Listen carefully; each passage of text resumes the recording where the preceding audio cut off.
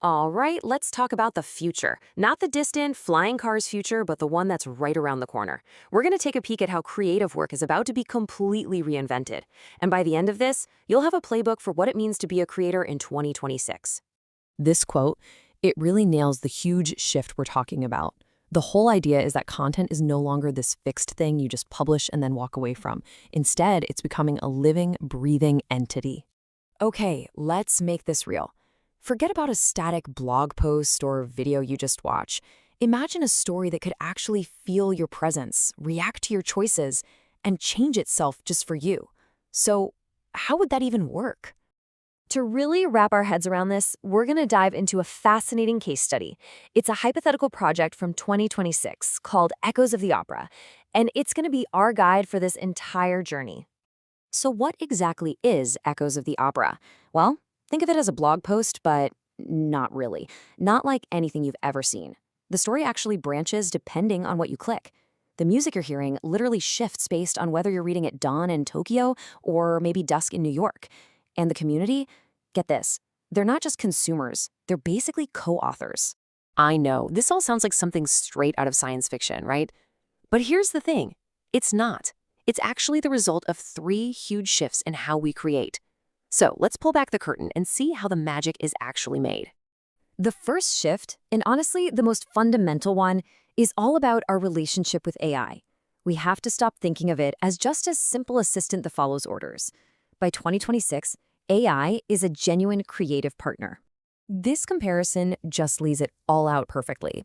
The traditional workflow, that's where the human creator gets totally bogged down by all the repetitive stuff. But in this new hybrid model, the human gets to be the visionary. You set the direction, and the AI collaborates. It handles all the complex stuff, and this is crucial, it guards your unique style. So what in the world is a style guardian? This is such a cool concept. It's an AI that you've personally trained on your own body of work, your writing, your art, your music, whatever. It basically learns your creative DNA, making sure that anything it helps you generate still feels authentically you. It doesn't replace your voice, it actually protects it. So how do you actually start this partnership? The process is surprisingly straightforward. First, you feed the AI your past work so it can learn from you. Then you set the rules of engagement, who does what. And finally, you work in these really cool iterative cycles. The AI makes a draft, and you, the visionary, come in and refine it. Okay, so we have our AI partner all set up. Now let's shift gears to the content itself and see how all this builds into something that actually feels alive. We're talking about experiences that are dynamic, adaptive, and even multisensory. At the very heart of this is the idea of adaptive content. This is not a one-size-fits-all experience anymore. The content is literally designed to change and evolve. But what actually makes it change? It all comes down to a set of adaptive triggers. And what's so interesting is just how simple they can be. A choice you make in the story, the time of day, the local weather outside your window, or even your time zone. These are the simple inputs that can make a piece of content feel truly alive and personal.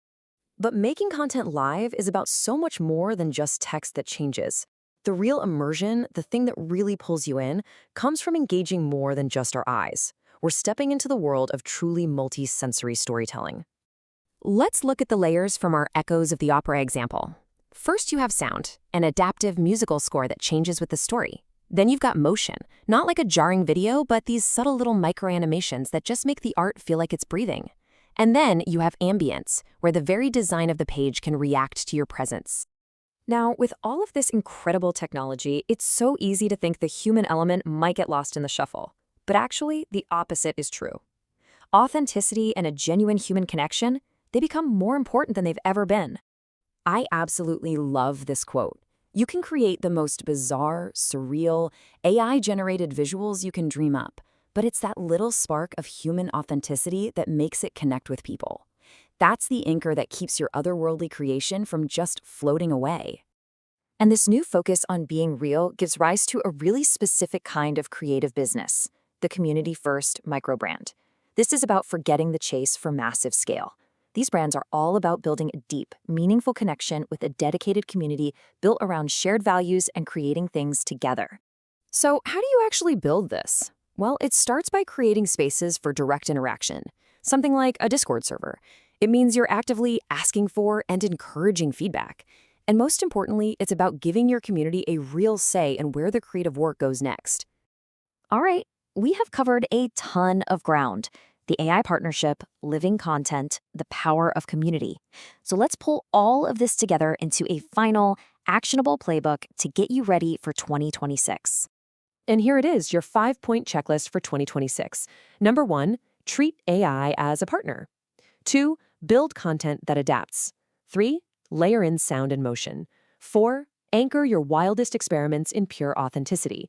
And finally, number 5, build a community, not just an audience. This is the blueprint.